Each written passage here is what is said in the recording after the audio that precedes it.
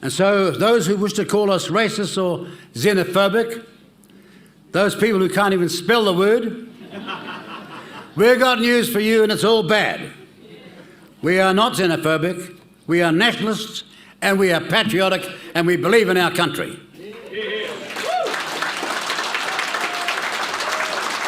We must be vigilant.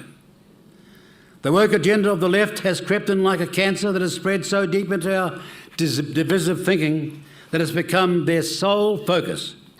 You hear woke words from the out-of-touch lefty politicians and bureaucrats alike, like, quotes, pregnant person. Think about it. And these mainstream media people are publishing it. Pregnant person. It's actually quite amusing to go back to when we first declared our war on woke, and the number of journalists who were stunned, like, what does that mean? As though they didn't know. One good look in the mirror would tell them what woke looks like.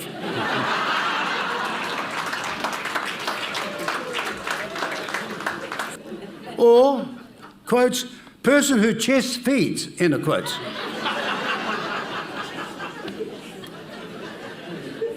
When you take time to stop and think how stupid that looks or sounds, it starts to sink in. But no, they've been getting away with it. And then, quotes, it, they, them, us, and fury, end of quotes. You like that? It, they, them, us, and fury. You will see them advocating for biological men to participate in women's sports, to allow men into girls' and women's bathrooms. Good heavens, when we said that in the 23 campaign, there were parties all over the country saying, these guys are off the planet. No, we're on our planet, not yours.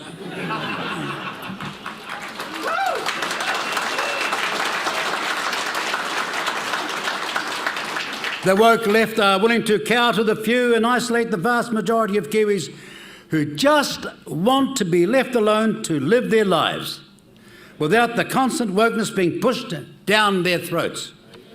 That's why New Zealand First is fighting this war on woke, for your right to just get on with your lives without fear of being cancelled, gaslit, and shut out.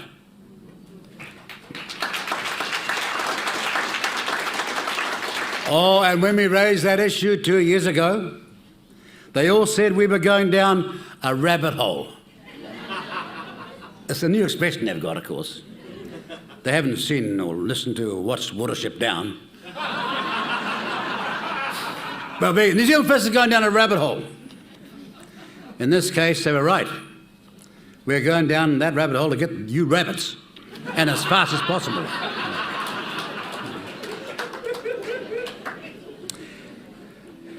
You know, Hopkins, or Hipkins, what's his name? Hipkins. The sausage roll leader. Did you remember the 23 campaign? Look, we're holding meetings packed all over this country, like this, over and over. We were down in Invercargill last week, and Gore and Mataura, and all over the place. Shane's been all over the place as well. All of our team's been all over the place. But Hipkins was in the last campaign spending all his time on TV and making 6 o'clock news eating sausage rolls. Where was that in the manifesto? And he wants to be Prime Minister of this country again. And he still can't define what a woman is. But have you thought about it? I bet you have. It'll be most interesting to try to find out what his definition of what a man is. Come on, mainstream media, how about asking that question? You're still waiting for an answer to the first one. Maybe you can answer the second one. Maybe he'll say it's the opposite of the first one. But for goodness sake, get him to say something.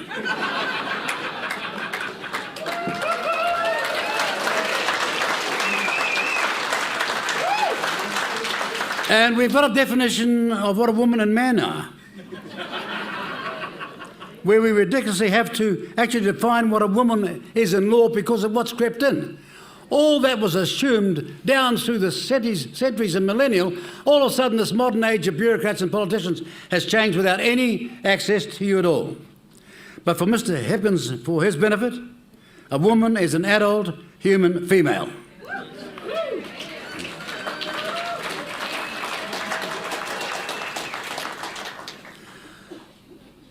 No, I won't say that.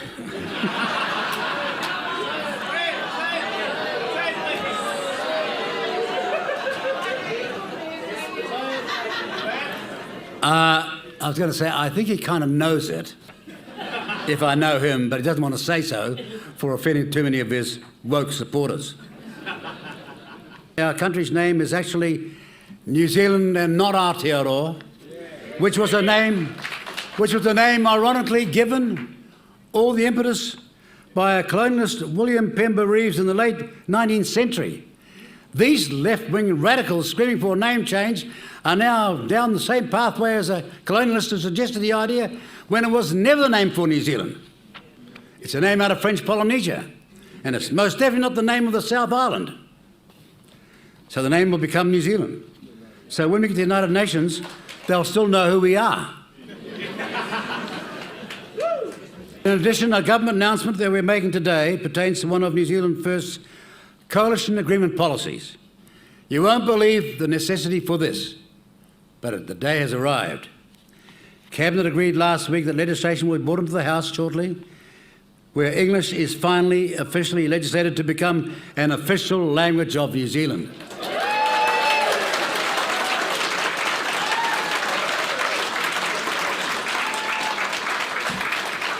This language that began in a small village hundreds and hundreds of years ago in Germany, got its way to England, and is now the language of commerce worldwide, is going to be an official language in this country because it's under attack from all sort of left-wing Looney Tuners.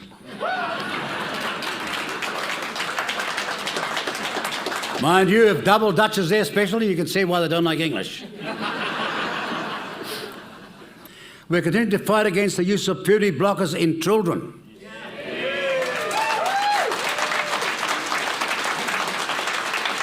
And we are continuing to fight against the ridiculous relationship and sexual education in our schools.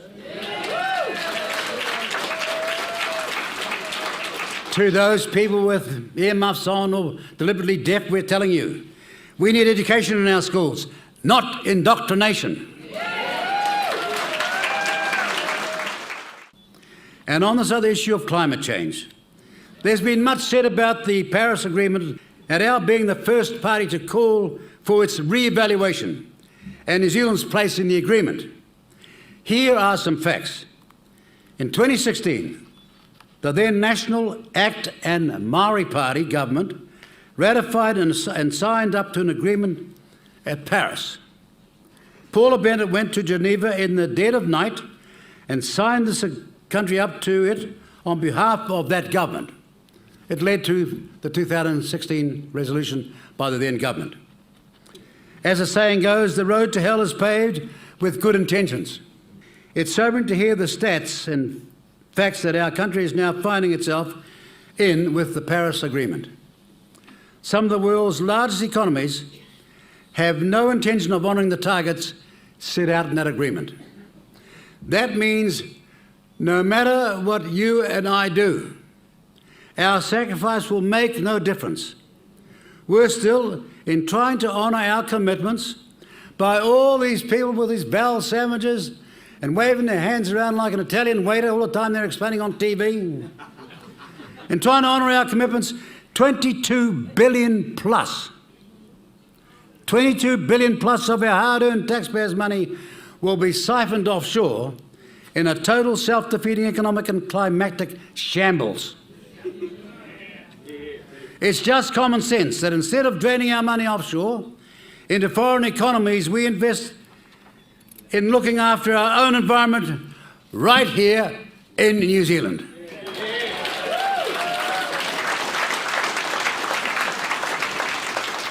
Ladies and gentlemen, let's look at the facts. Just under 60% of the world's CO2 emissions come from 4 countries: China, United States, Russia and India just on 60%. New Zealand's emissions, in contrast, amount to only around 0.7%. Why are we making a rod for our own backs, punishing our farmers and our taxpayers and our economy, when China or the US could sneeze and produce more CO2 overnight than we do in a year? Those are the facts. How is that solving global climate problems? And that's why we were the first to call for the re-evaluation of our Paris commitments months ago. We need to stop this ideological flight of futility. The facts don't bear them out. And to just carry on like Greta, what's her name? Thunberg? Well, as Morris Winston would say, when Greta's plan, all guitars will be electric by 2030. Hold on, blah, blah, blah, blah, blah.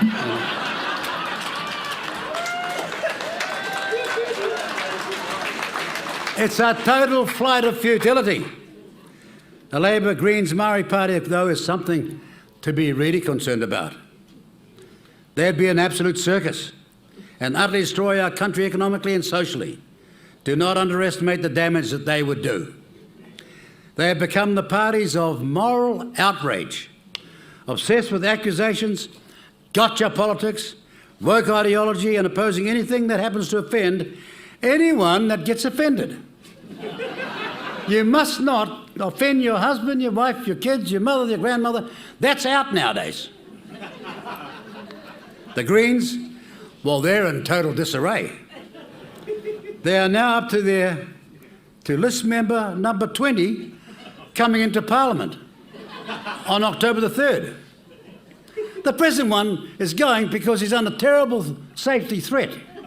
But he's not going now, he's going in 4 weeks' time. Has anybody in the media got that? He's so much under threat, he's not going the day he said it. No, he's going to go 4 weeks later. So let's wait till we hear the real reasons, shall we?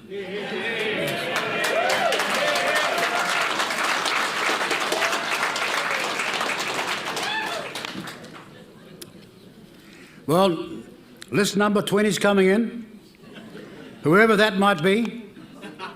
No doubt they'll bring the same array of wacky wish lists and woke ideals. And then we have Chloe, who as a teenager stood and said she was fit to be the mayor of the biggest municipality in all of Australasia, the Auckland Super City. Now, ladies and gentlemen, no one's anti-young people, quite the converse. We've got a stack of young New Zealand First people here today. You know why? Because they're smart. And they came to our conference because they're clever. They know that for 60 seconds of every minute, for 60 minutes of every hour, for every hour of every day, for every day of every week, for every week of every year, politics is going to be in control of their lives. So they want to get involved now. And they're right. But no, she stood and she said, I'm totally equipped to be the mayor of Auckland. Now she's saying she wants to be the Prime Minister and the Finance Minister.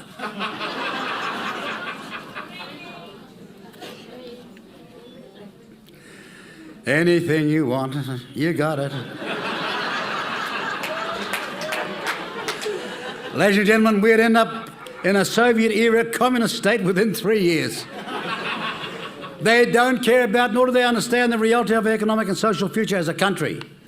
They care more about gender, wokeness, unicorns, and a geopolitical war happening on the other side of the world that they know exactly nothing about. When was the last time they asked a question in the House about climate or the environment? Come on, you watch the House. When was they last asked a question about the climate or the environment? Or Maori babies being murdered? Where are their protests on those matters? The Green Party of just 20 years ago has morphed from an environmentally focused party with some values to back that up to a valueless, rudderless party who think that anyone that disagrees with them is evil and should be shouted down.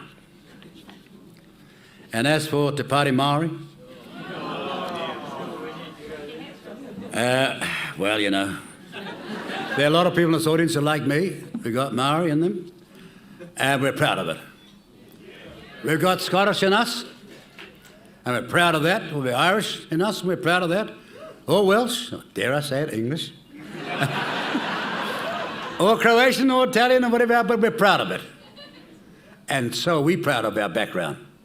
Gives you a natural suntan and a desire to save money.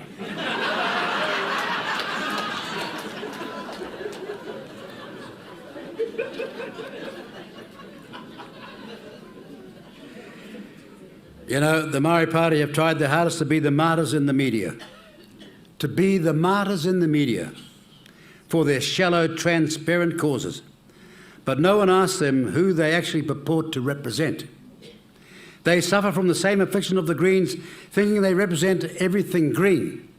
They don't. Just as the Maori Party don't represent Maori. As the saying goes, to be ignorant of one's ignorance is the malady of the ignorant. And boy, do they display it. They claim that 20% of New Zealand are Maori.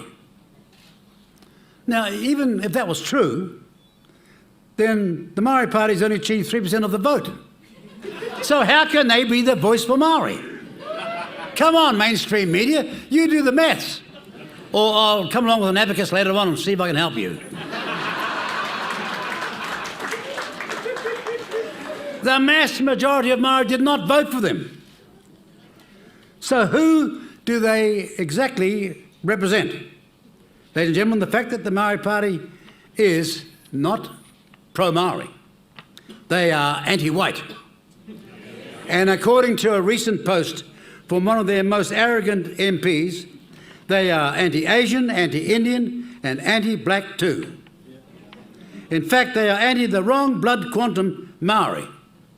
They are wrong, they are anti the, quotes, wrong blood quantum Maori also. They say it themselves. They've said it in Parliament. If you are Maori and don't agree with their views, then you are the wrong kind of Maori. How racist can you get? Rawiri, haven't you got a mirror? I'll send you one. Just breathtaking. And it's published. They're not pro-Maori. They are anti-democracy. They want a totalitarian race-based separatist society, separatist country. They want a separate parliament, separate laws, and separate land. We're not making this up. That's literally what they say, and they write it down and they put it in their advertising. That is why they'll always be so divisive in their rhetoric. That's who they are, and that's what they do. And who wants to work with them? The Labor Party.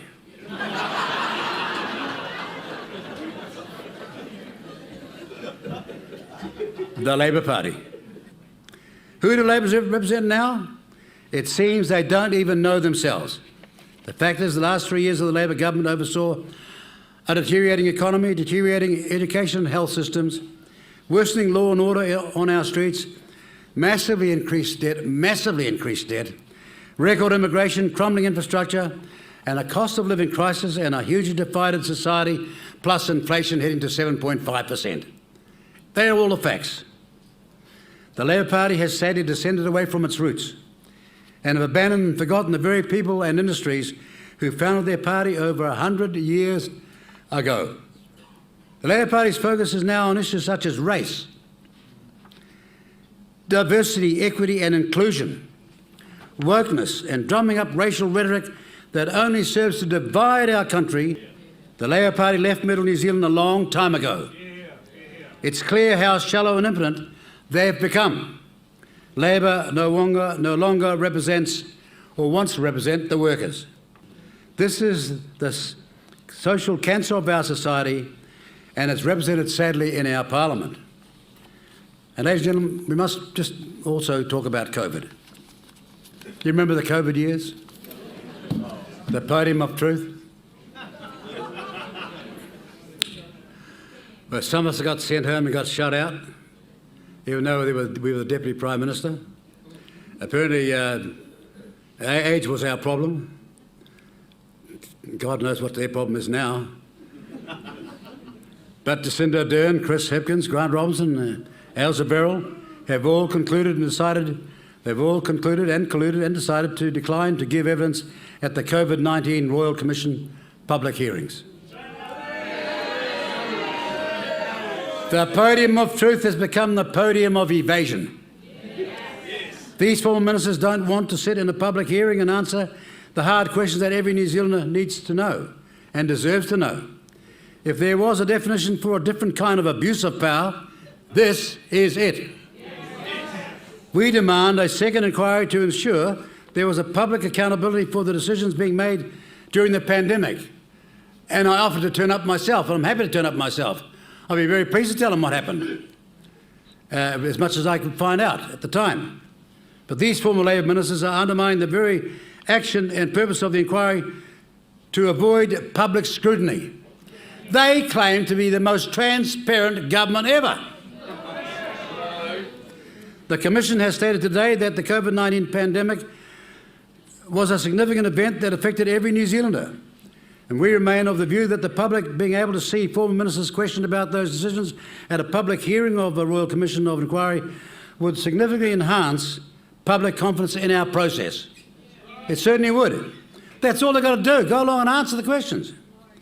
Those former Labor ministers have shown that they care nothing about public confidence, and worse, they are treating the entire public with disdain and contempt. The Royal Commission has stated that the refusal of former ministers, in this case to attend the public hearing, is a refusal to answer questions in the public hearing. That's what the Commission has said. Those former ministers were at the heart of decisions that affected hundreds of thousands of New Zealanders, cost livelihoods, careers, businesses, connections and families, have a disastrous effect on the economy and future of the country, and yet they refuse here now to be held to account. You deserve better. We're the only true nationalist party in this country. We're a party that believes in our country, puts New Zealanders first, and ensures we don't have global Marxist cultural influences ruining the economic, social life and security of this country. We are New Zealand first.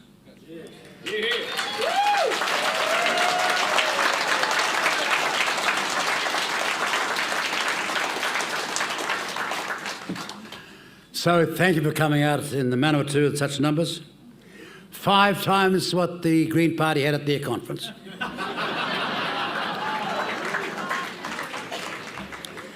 If you are for one country, if you're for one people, for one flag, one law for all, and all equal before it, then we are asking you to join up, become part of a rightful cause, be part of our mission with one clarion call. We are going to put New Zealand first.